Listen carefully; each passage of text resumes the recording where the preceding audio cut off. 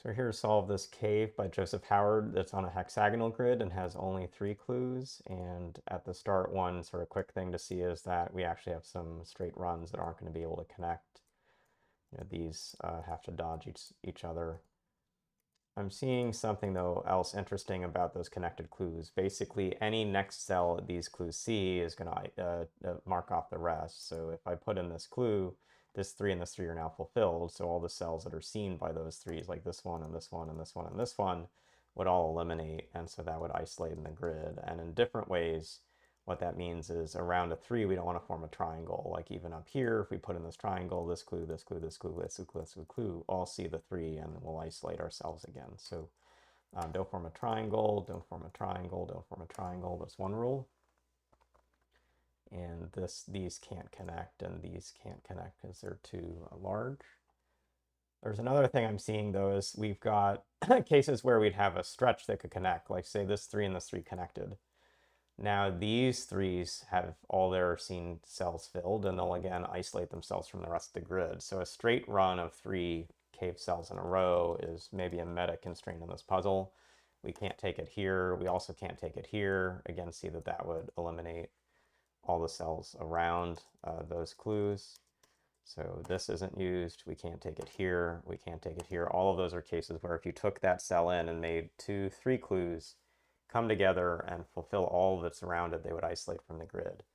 And hopefully I don't have to draw all the logic in to show you that everywhere it's happening, but it's looks like a pretty powerful constraint that's coming through in Joseph's puzzle here.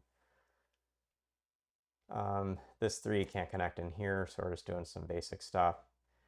We can't take both of these cells from this 3 because that would be too large. So even if I come to helper, like we've got some spaces where we know we're going to have like gaps in some direction, like just based on how these clues work out, and actually in marking some of those in, we'll come back to some easy things like this 3 has to take one more cell, this 3 takes one more cell, this takes one more cell. This 3 can't take both of these cells, so it's going to take this one, and I'm marking that in. We see that this 3 coming down can't take both of these, so we can take one cell but not both, and in marking that in, we may now see there's another tension, which looks to be that we can't take both of these or both of these. So we're about to isolate sort of this center part of the grid if it can't come out. So this has to come out somewhere. And so let's see if we can force where and why it comes out. Well, it could try to come out here, but that's going to finish off the 3 and not allow this clue to work. So this is no good. And that means we have to come out this way. And coming out this way, that finishes off the cell.